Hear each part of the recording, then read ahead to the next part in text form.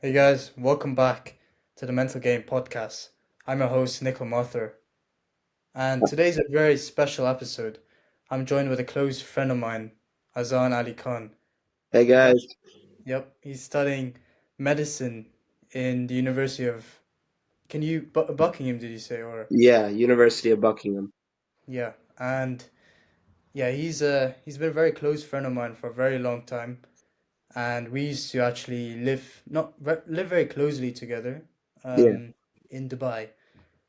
We used to go to the same school, and yeah, he's really been an inspiration trying to help others and the world with medicine, education, and so on. So thank you for joining me today. Oh man, I'll tell you something, Nikhil. I've been following your podcast almost since day one, and there's not many people who do it like you, and I really respect that about your game. So when you told me, "Oh, do you want to join?"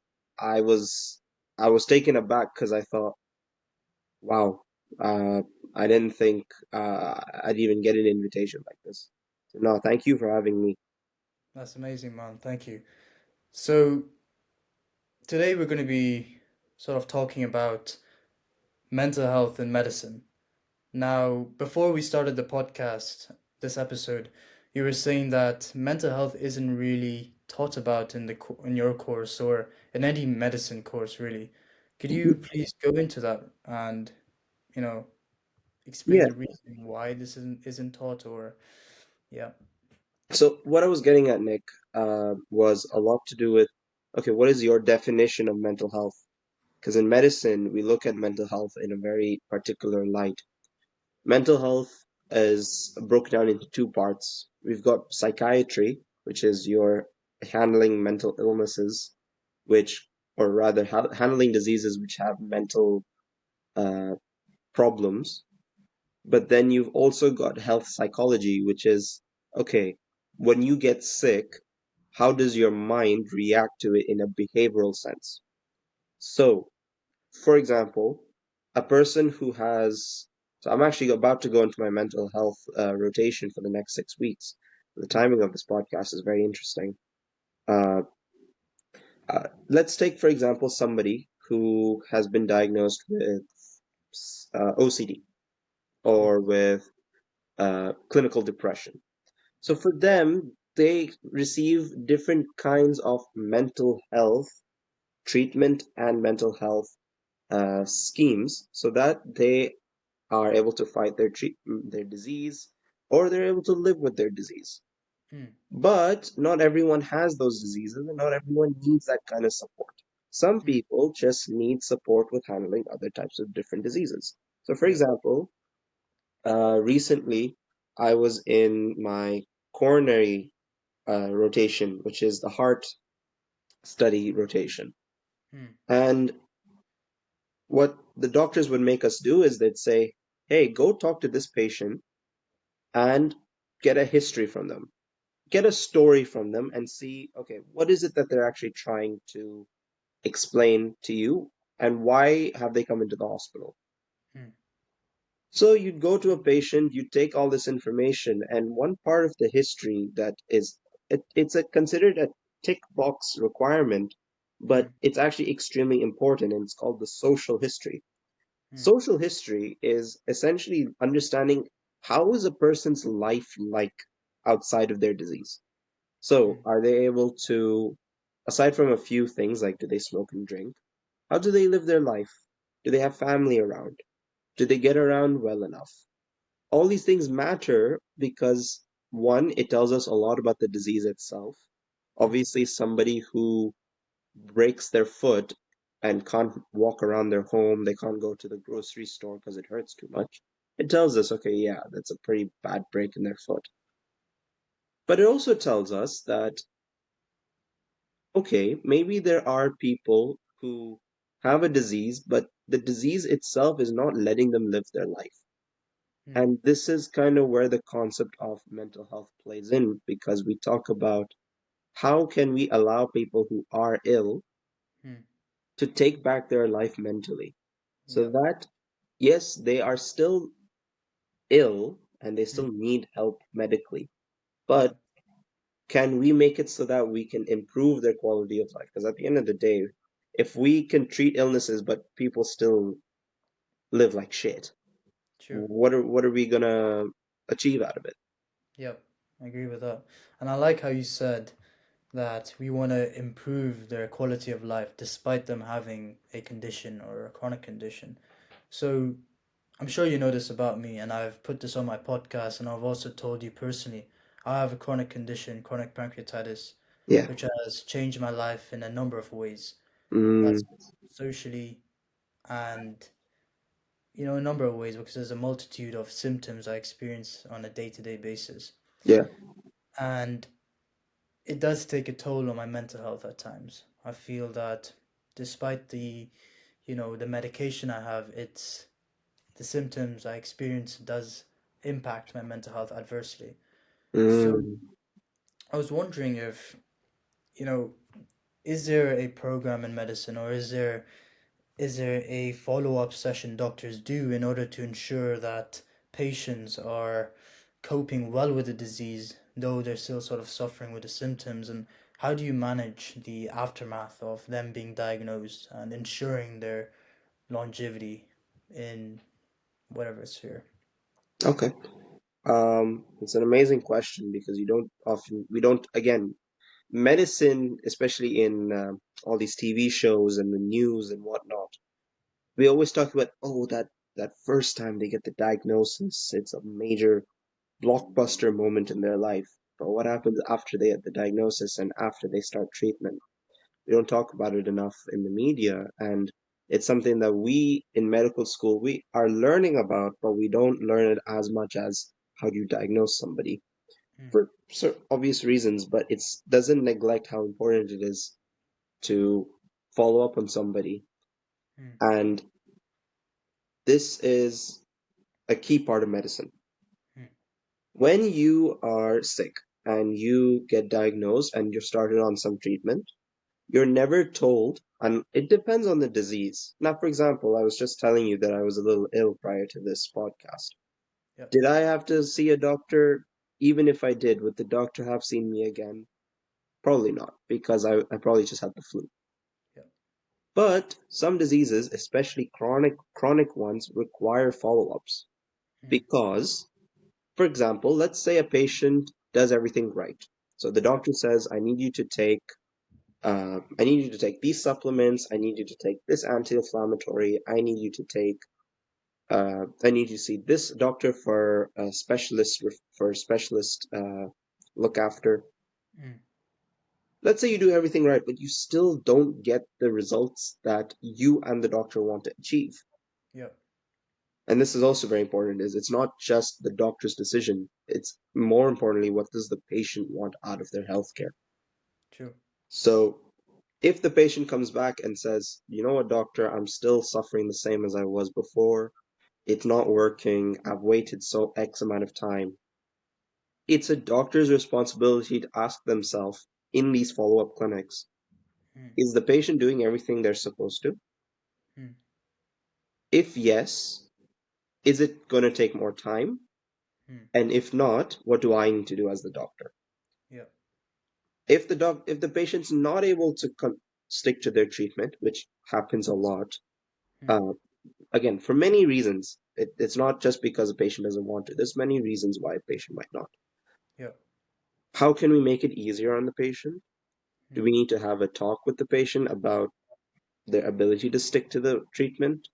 mm, Everyone's a little bit different, and the fact of the matter is, being able to have these follow-up clinics to assess how well somebody is coping with their disease, mm. mentally and physically, is the only reason people can live their life with chronic diseases and even some really acute ones as well, ones which are bad in the moment and then you live with the aftermath later on. That's interesting. So are the follow-ups Mm. regular or are they really dependent on the patient It- alarming the doctor, or are they just, voluntarily? They, yeah, so follow-ups are mostly decided by the doctor in terms of time intervals mm, based on the disease, but some diseases require patient's background as well. So, for example, I'm trying to take something off the top of my head. Yeah. Uh, let's say me, okay? I recently had to go see a dentist. Now, obviously, doctors and dentists aren't the same profession, but they Mm. work under the same healthcare system, Yeah. similar healthcare systems. So their design is similar in nature. When I went to go see the dentist told me, come back in 6 months to see me to see how well you're progressing with your Mm. uh, tooth problem. Yeah. Now, the thing is, 6 months, from what I understand, is the general what are guidelines. Every system follows a set of guidelines, which is okay, everyone's different, but a general person who is the most average patient of them all should follow a certain set of rules. So some patients require 6 months follow-up if it's a really bad tooth disease. Sorry, if it's a basic tooth disease. So the average patient would require, say, 3 months. Mm. Uh, but let's say that you've got me with the same problem, but this time I'm 80 years old. I'm a smoker. I'm on the streets. I don't have a job. I don't have a support system. Yeah. I don't think the dentist is going to be as inclined to wait 6 months. True. They'd want to see me again maybe in 2 months, three Yeah. months, just because of how bad a Mm. disease can progress without one a good mentality, which is the point of Mm. this episode, but also without a good support system, which again feeds back into the mentality. Yeah. So I heard you mention smoking, and I think also drinking you mentioned. Mm. And do these certain actions like drinking, smoking, and doing other potentially harmful activities impact your mental health? Does it impact your mental health and sort of cascade into a number of different health issues, if you know what I mean? Do they are they proportional in any way? Do smoking and drinking have a direct proportionality to mental health issues and consequently resulting in a number of different health issues? Uh, so again, great question. No one straightforward answer.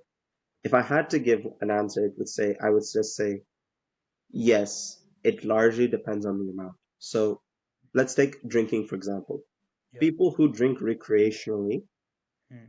now in my humble opinion, though I'm not a doctor, but in my humble opinion, no alcohol is the best amount of alcohol. Mm. No amount of smoking is the best amount of smoking. Yeah. But if you are somebody who smokes recreationally, maybe just every weekend, a few cigarettes, Mm. or you're someone who drinks recreationally after, let's say, a get together, Yeah. these people actually tend to have better amounts of mental health because they rely on these events to give them good, happy memories. It's Mm. not the drinking that matters in this situation. It's not the smoking that matters in this situation. It's Mm. the feeling of being with other people or celebrating a good occasion, Mm. and the drinking and smoking helps facilitate that event. But Interesting. it's actually the moment that matters to them more. Mm. But now we take the other end of the spectrum, which is people who might be smoking a lot because they're so stressed or Mm. because they've been doing it since they were very young. You'll be very surprised how we've changed in our development of medicine. Mm. Back then, and I say back then, not too long ago, maybe an odd 50, 60 years ago, Yeah. kids' toothbrushes were laced with cocaine. Seriously.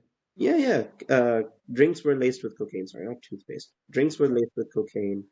Yeah. Kids at the age of I've spoken to some patients whose ages were around. They started smoking when they were 13 or so, maybe Fantastic. even younger than that, Yeah. and they started drinking maybe a little older than that because Yeah. drinking laws were a little bit more stricter back then. Mm. And so, from again, so many different reasons, people who take it too far with their drinking, more than Mm. 14 units of alcohol a week, or Mm. people who are smoking way too much, Yeah. we see that they become reliant on these things almost. And these substances, unfortunately, and I'm not just limiting it to alcohol and smoking, recreational drugs, fast food eating, all of these things play a massive role in dependency. And Then. let's say they don't develop a dependency. they still require a lot of these things for happiness, which in a way is dependency. So that makes us concerned that, okay, if a patient continues that way, and let's say they're on a medical treatment, Hmm. are they going to be able to make the two work together? And 99% of the time, the answer is no. You can't have, for example, chronic pancreatitis and smoke and drink and have uh, bad diet, chronic True. bad diet, Hmm. and expect your disease to get better. Unfortunately, it just doesn't work that way. And that's how it is with most diseases.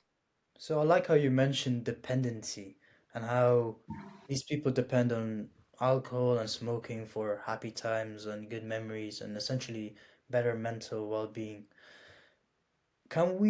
Is there a methodology to create a dependency on better activities and hobbies? Is there a Mhm. way to create a chain between, for example, exercise and better mental well-being instead of smoking and better well-being? Yeah. Is there abilities to do that? And if so, what are the benefits of doing such dependencies and connections? So, you know what? I just thought of something. Yeah. Uh, what we're talking about when we talk about dependency, I feel like we're leaning more towards the topic of addiction. Hmm. Would you agree? Yeah, I agree with that. Yeah. So there's a very interesting study that was conducted by a certain Mr. Bruce K. Alexander. Yeah. I just had to look him up just to double check. Yeah. He did two different experiments. So the Hmm. first experiment, which was being conducted for a while, was very simple. You put two rat feeding bottles in a cage, Yeah. and one's filled with water, the other one's water laced with cocaine, and you put Hmm. a rat inside the cage. Yeah. Give it some time, the rat's gonna drink both, Hmm. and once it's tasted the cocaine laced water, it's only gonna drink the cocaine laced water until it dies. Wow, okay. Now, a similar experiment was conducted by Bruce K. Alexander, and he said, "Wait a second. This experiment puts the rat in a cage, Hmm. in a tiny confined cage, and it's all alone. Yeah. Okay? What if I open something called a rat park? So in this park, there's gonna be a lot of other rats, Hmm. plenty of space, plenty of toys, plenty of place to play, plenty of places to have sex, plenty Hmm. of places to eat, and you'll still put the same two bottles together, Hmm. the water laced cocaine and the regular water. Yeah. And what he realized is there was almost a 0%, well, I wouldn't say 0%, but there was a significant drop in the amount of rats that drank the cocaine laced water. Seriously. Though, yeah, though it's a very famous study conducted in 1978 and 1981. Hmm. If you go on Google and type rat park experiments, it's very Yeah. common. It's one thing that shapes our understanding of addiction is generally something we use to fill a void, and that void can be created because of medical conditions. Interestingly enough, Hmm. so what we try to do, but the void still gets filled. A void is a void at the end of the day, and Yeah. our way of coping to fill it Hmm. differs from person to person, but generally, if it's the same kind of void, regardless of it's a medical condition, you lost your job, you don't have a girlfriend or a boyfriend, you don't have people who love you in your life, the thing is, being around people who have similar interests as you, being Hmm. able to go out and explore nature, especially nature, because what we notice is a lot of mental health diseases are being connected with urbanized areas. Hmm. And being able to find people with similar interests as yourself Hmm. and being connected with your loved ones, these things tend to help mitigate or even prevent addictive behaviors in the first place. Wow. So being able to, like, let's go back to having a mental health condition. Let's say, Yeah. for example, somebody has a COPD, chronic obstructive pulmonary disease. So Yeah. it's a condition where your airways are not allowing you to get rid of air as easily. So it Mm. becomes much more difficult for you to breathe. Yeah. So you need to take certain medications, you need to stay away from cigarettes, you need to stay away from drinking, you need to stay away from certain activities that involve smoke. So for these people, if they feel confined to their disease, Mm. it's important for them to seek rehab, Yeah. where they, like for example, if they were long-time smokers, they would consider other products which can help them get off their smoking habits. So things like Yeah. nicotine patches, certain medications, these all can help curb their addiction towards smoking. But Yeah. what's even more important than that is going after activities which help them improve their quality of life. Go Right. exercise, go meet people, go and try eating better for yourself, going to the gym. All these things are genuinely part of your medical regimen when you go see a doctor. Right. So I just saw you touched upon 2 points. One being sort of social prescription, which is you surrounded by people. I don't know if you're emphasizing on that point, but I also saw another point there is that sort of the people you're around sort of also influence certain actions and behaviors, right? Hmm. And for example, if you're surrounded by people who smoke, drink all day, I'm sure you'll be indulged in that too. But Yeah. if you're sort of around people who go to the gym, study, or focus on a bigger picture, I'm sure you'll be that tenth person or friend who focuses on that. So does the social group you're in or the people you surround yourself with impact the way you create dependencies or the stuff you like, or does it create a healthy addiction in a way if you're surrounded by people who go to the gym? So, just on that last part, Yeah. um, the way I see it, no addiction is healthy. Now, Ex- you can be attached, or should I say, you can influence more healthier habits in your life. I Yeah. think that's what you're trying to get at. Mm. But being addicted to anything in general is not good for you. Right. Now, that being said, right, what you're talking about is called peer pressure. Now, I think you and I've had our fair share amount of peer pressure in EIS, if you remember. Yeah. Just for you guys who don't know EIS, Was we our used to go to school. that school in Dubai. Let's Yeah, not talk about that too much, but yeah. yeah, no. You were saying, sorry? So yeah, no, that's exactly what it is. In peer pressure, you can be peer pressure to do good things like join sports, get into exercise, eating better, Mm. getting into good hobbies. But you can also be peer pressured into doing bad things. Mm. And what we find is people who tend to be, so for example, people who are drinking a lot or people who are smoking a lot, Mm. especially back then, again, those 60, 70 years ago, they would tend to be people who would visit the pub almost every day. Mm. Here in in the United Kingdom, what we find is back then smoking in pubs wasn't illegal. So as a result, people would go in with their friends to go get drinks, to have a laugh, but and to smoke. Yeah. Because when you put all those things together, the issue becomes your brain thinks, oh, I'm just doing it to have fun. I'm just doing it because I want to feel better. I Yeah. want to have a good time. So you're listening to your ego, which says, I want to experience something Mm. which is good for me, but you're not necessarily going to be listening to your body, which says, yeah, having a laugh with your friends is good, Mm. but consider the fact that but you're not considering that the smoking and drinking that you do with it is also affecting you. And we see this a lot with the patients in our hospital. Yeah. So people that come in with liver diseases, people that come in with lung problems and heart problems, Mm. they are the same kinds of people that used to go to pubs, used to go around. Now, not all people. I should make this very clear. Not all people are like this. But Yeah.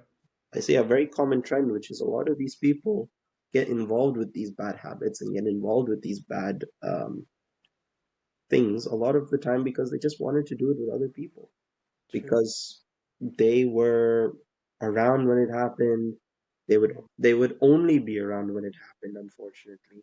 So for Yeah. them, it's important that, okay, if I want to be around others, I'll have to get involved with bad habits too. Yep. That's a very interesting actually. So peer pressure plays a major role in your day-to-day actions. Is that what you're trying to say essentially? Oh, of course, yeah, even to the common man. It's, for example, I sometimes when I go to placement, I Yeah. think about, okay, should I take a break early or should I work harder? Should I take a break early or should I work harder? Even though I could take a break according to my schedule. Yeah. So accordingly, it depends. A lot of the time, my decisions are swayed by my teammates Mm. and by my workers, my colleagues. Yeah. So in those regards, I do wonder, okay, is it one to do with my mentality, or is it to do with, okay, it's just peer pressure at the end of the day? Which Yeah. again, the two are very much connected. It's very interesting. Very interesting. So I'm going to just trace back to one of the things you said, Mm, and one of them being the void, yeah, and how people have voids. For example, I suffered with my fair share of loneliness, for example, when I moved to this new city for the new job and all that. And yeah, people try to fill that void by either smoking, drinking, or doing certain actions and so on. But is there ways, let's reiterate this, is there ways to fill that void with healthier activities? And what impacts do these healthier activities have on our life? And I'll just give an example so we can talk about it. Let's talk about yeah. gym. What, Mm, what, and I'm not a doctor, I'm not a neuroscientist, but what chemicals does activities like the gym release in your brain? I know something called dopamine, or if that's correct, correct me yeah, if I'm wrong, but what if we were filling our voids, our stuff we're missing in our life with activities like the gym, what benefits does this have in our life and our mental health more specifically? great question. So let's, if we're talking about the gym, we can talk about the gym, Yeah, or generally any activity that requires work. So your brain, when we were created, or rather when the Homo sapiens were around so many years ago, yeah, um, we're not designed to sit around and waste our time. mm, We were designed to run around, hunt for food, build traps, and eventually build societies together. Uh, but it all required physical hard work.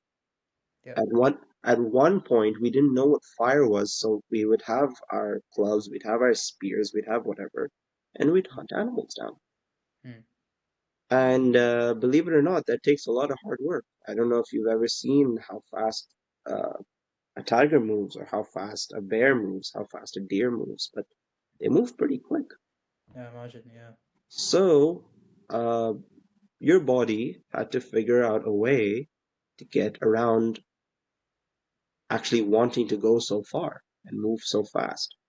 yeah, And so survival has its way of tricking you into doing these things. I say tricking as if it's a bad thing, it's not. mm, And that way would be promoting by telling your body, mm, doing certain amounts of physical fitness, obviously to the point where it's not hurting you, yeah, can make you feel better physically and mentally. right, So this is where, when we get down to the neuroscience of it, this is where the concept of dopamine as a reward mechanism for working hard on something, mm, serotonin, the chemical for happiness, it's that chemical you feel when something genuinely good is happening in your life, yeah, and endorphins, which is what I wanted to get to, are mm, the chemicals which help you push through pain when you're doing something pleasurable, right, or something that helps you live through something tough if it means it's going to give you something back in return. yeah, So we see a lot of the times when people exercise that these chemicals are more in abundance, but what's great about the way they're released is they're not released at massive peaks and not too quickly. They're released slowly over time, and you get enough for your body to push through whatever physically you have to go through. Mm, The issue with addictions that we talked about earlier is a lot of them, what they do is they create really big spikes of these chemicals.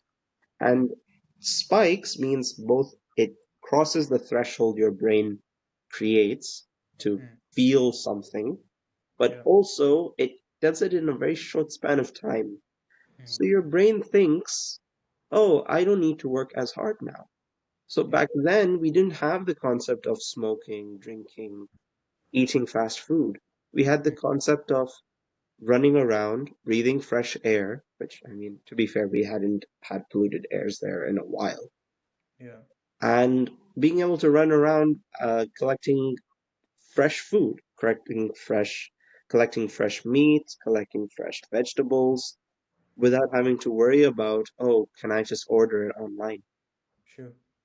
Yeah. So, for that reason, what we've done a lot now with our society is we've sort of just pitched down our ability to actually appreciate and enjoy things because we've created such high thresholds in our brain with all these chemicals, for all of these chemicals. So Yeah. now, if you were to compare brain back then versus compare brain now, many things would be different.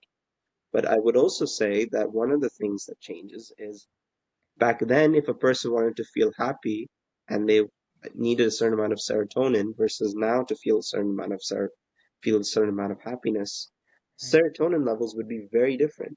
Someone back then wouldn't require as much as they need it now because our thresholds are different. That makes sense. That's very interesting. So, well, are you trying to say that, well, for example, exercising has been part of our nature for a very long time, and 100%. but we're creating higher standards in order to become happier. Yeah, I That's very interesting. So why does someone need to exercise? And despite the physical benefits, does it have any correlation to better mental health and so on? certainly. So let's talk again about that example with the hunter-gatherers. Yeah. The thing is, for them, and hence for us, because evolution's not changed that much over the last few years, Mm, it's a game of understanding that when you move, your mm, body recognizes that you're doing it out of the betterment of itself. mm, And when you do things, obviously any good habit takes time to build. So the yeah. same thing goes with bad habits. Yeah. But when you have a good or bad habit, Mm, and you push through the initial few phases and your body rewards you for it accordingly, yeah. eventually you, like we take exercise for example, your body likes promoting things that helps it stay alive. So your body likes it when you eat. So it Mm, persuades you to eat things which are just eat in general. It can be good or bad for you. yeah. The body likes it when you drink water, so that's why we get thirsty. Your your body has a has a biochemical imbalance. It tells the brain to tell you to fix the imbalance, and when you fix the imbalance by drinking water, you Mm, feel better because of it, true. because you get rid of the thirst feeling. Um, and exercise. I mean, when you are moving around, doing what your body was originally created to do, Yeah. what ends up happening is your brain recognizes the hard work that's being put in and recognizes that your brain and therefore your body Mm, needs a better momentum in order to push itself through whatever pain it's going through. yeah. Hence, you get endorphins. So, say for example, you try going for a 5K run, and Yeah. in the first initial few hundred meters, Mm, you start feeling a bit of pain. You start feeling a bit of a stitch. yeah. Now, if it's the same kind of pain you experience all the time when you start running initially, Mm, and it's bearable, but it's just annoying, yeah. pushing through it is going to help your brain say, oh, wait, we're going to have some resistance now, but Mm, we should keep pushing ourselves. So if we're going to continue pushing ourselves, I need to increase my body's pain tolerance. So we get endorphins for that. Right. So in that way, to I guess answering your question, when it comes to exercising to improve your mental health, Mm. uh, there's a lot of investigations and studies showing that it's very important to get your exercise in because it helps you curb bad habits, it helps you maintain good habits, Mm. and yeah, it gives you a better outlook on things because it helps your brain reset and fill itself more naturally with the right happy hormones that you need in your life. That's interesting. That's very interesting. And I don't really want to deep dive into the neuroscience and how we create these levels in our brain in terms of what releases the most dopamine, endorphins, and so on. But is there a way to reorganize those levels of what releases the most amount of dopamine? I remember watching a video, and I don't remember, it was regarding studying and how if you leave your phone for an hour and just leave it on the side, when you actually start working, the amount of dopamine is released, or whatever terminology, the amount of dopamine is at its highest. Is there a way to sort of trigger the dopamine release on a certain activity or specific task, if you know what I'm trying to allude to? Yeah, so uh, the the thing with spiking your dopamine when you're scrolling TikTok on your phone, when you're doing smoking, cigarettes, and drinking, uh, whatnot. Uh, the thing with these spikes is they die very quickly as well. So Mm. you start high and then you end and you finish really quickly as well at an all-time low. And so Yeah. your baseline starts to fall as well. Mm. As a result, when you leave everything around you for some time and Mm. just try to, I think it was Nikola Tesla that said, it's important to be bored because the best ideas are born when you're bored. Mm. So learning how to actually be okay without constant uh, instant gratification and all the stimulation will allow your brain to sort of reset itself. And obviously, it's not going to reset in a minute. It Mm. takes time because a lot of things that are healthy and unhealthy in life take time, Mm. naturally. Mm. So when you do take the time to actually go through the boredom and go through the unstimulating phase of studying or Mm. of just reading a book, going for a walk, your Yeah. brain's able to say, okay, I still need dopamine. I still need all these good, happy chemicals to Mm. maintain a balance in the brain. But I'm not getting it through the phone. I'm not getting it through my devices. I'm not getting it through fast food anymore. Mm. So what do I do? So the brain says, okay, I'll get it through something else. I'll get it through enjoying the walk. I'll get it through enjoying reading a book. Yeah. I'll get it through feeling the accomplishment of studying something and making sense of what I'm understand of what I'm reading. Mm. So in that way, that sort of helps you reset your brain's ability to Mm. appreciate and sort of have those happy chemicals like dopamine, serotonin, whatnot, Mm. sort of rewire your brain so that you can appreciate these chemicals when you're not having these constant spikes in your life. That's very interesting. Very interesting. And I think our listeners will really, benefit from such a message.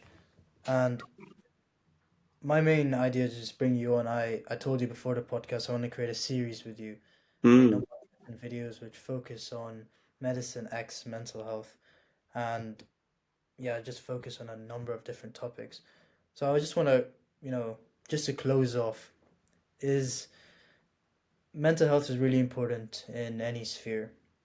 And for the people who are diagnosed with issues like me, like other people with ADHD or any other maybe gastro related issues, do you have any last messages for them in terms of what sort of activities they could do, what or certain things they could do in order to maintain their mental well being and mental health?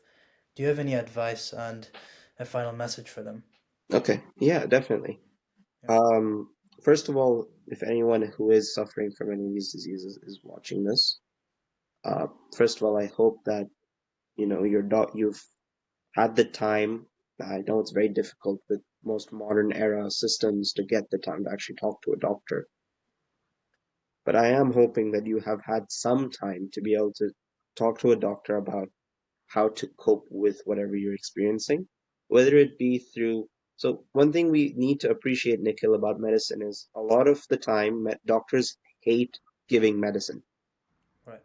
So, we actually don't like giving drugs, we don't like doing surgeries when we don't need to. When we find that, okay, maybe just avoiding all of it and letting the body do what it naturally needs to do, or doing things. So, for example, obesity. Yeah. People who have a certain BMI. So I'm assuming you kind of know what a BMI is. Body mass index, if that's correct. Perfect. Yeah. So you're Yeah. understanding it right. Um, People with a certain BMI that they don't necessarily qualify for bariatric surgery or surgery which involves cutting down the stomach so you eat less. Yeah. Instead, what a doctor might say is fast, Mm. eat fast, watch your diet, exercise more, get involved with people who are also on similar trends as you who want to get better. Yeah. This is genuinely things like if I open up my computer to study for an exam, these are questions I will genuinely get is what is the first line of treatment for these kinds of people? Mm. It's nothing. Go tell them to exercise, tell them to eat, watch their diet, tell them to get with people who are more aligned with their mindset, and tell them to come back if things aren't improving in a certain amount of time. Then Yeah. we consider drugs, then we consider surgeries, then we consider other medical interventions. Mm. So to all these people who are going through these chronic problems, Mm. please understand that you are a lot more in control of the problem than you think. And unless or until you've actually burnt all of your options when it comes to controlling your medical, uh, how well your physical health goes, Mm. please consider whatever your doctor advises, even if it's as simple as if the doctor says, "Oh, watch your diet," because Yeah. these things make a big difference. I think later on, Nick, we're talking a little bit about shame in one of our episodes. Yeah. Change. Yeah. Yeah. That change you said. I was going to talk about, are we talking about shame in one of our episodes? Yeah. Which Yeah. one? Yeah. So I'll emphasize it more later on, but you aren't your disease. Mm. Doctors have this mistake of saying, "Oh, we've got an obese patient, we've got an obese patient." No, the correct way of saying it is, we've got a patient with obesity. Right. Yeah. So what's the difference? One is saying we've got a person who's fat and they are the problem, Mm. versus no, they're a normal person who has normal tendencies, who's a human being just like you and me, Mm. but they've also got a physical issue that we need to help handle so that they can live their life properly. Makes sense. So keep in mind, you aren't your disease. You Yeah. are someone with a genuine life, another human being Mm. who has the physical manifestation of it. And we as doctors and we as clinicians, as humans actually, need to Mm. do whatever we can to help you live your life whilst being able to do whatever it is you need to do.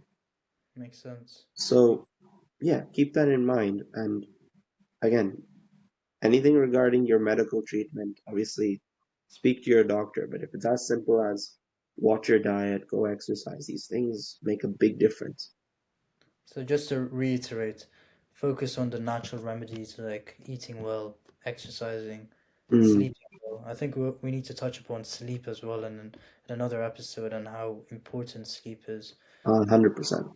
Yeah, so just focus on the natural remedies and yeah, obviously consult a doctor if it's much more serious, but Of if course. it's in your control, focus on the natural remedies and that would definitely have an impact, a positive impact on your mental well-being. 100%.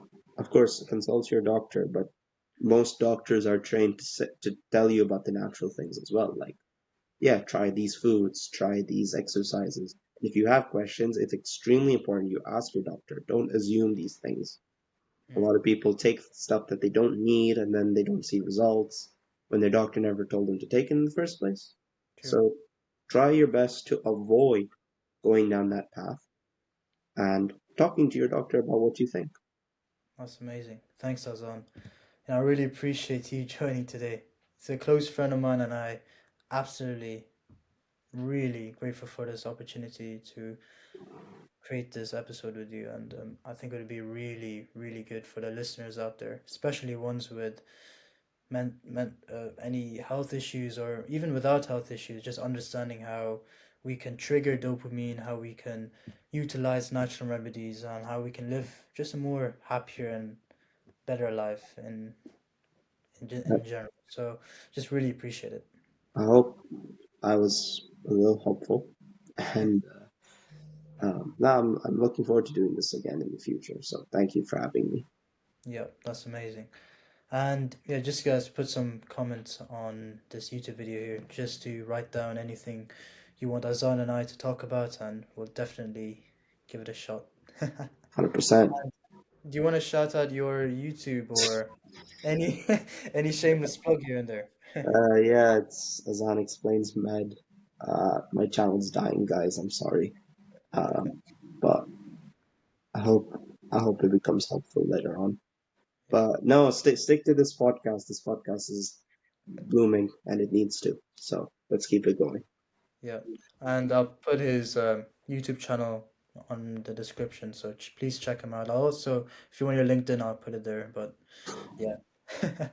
Anyways, thanks Azan, and that's the mental game. And yeah, see you guys next week. I forgot what episode number this is, but episode something. All Yeah. right, guys. Bye bye.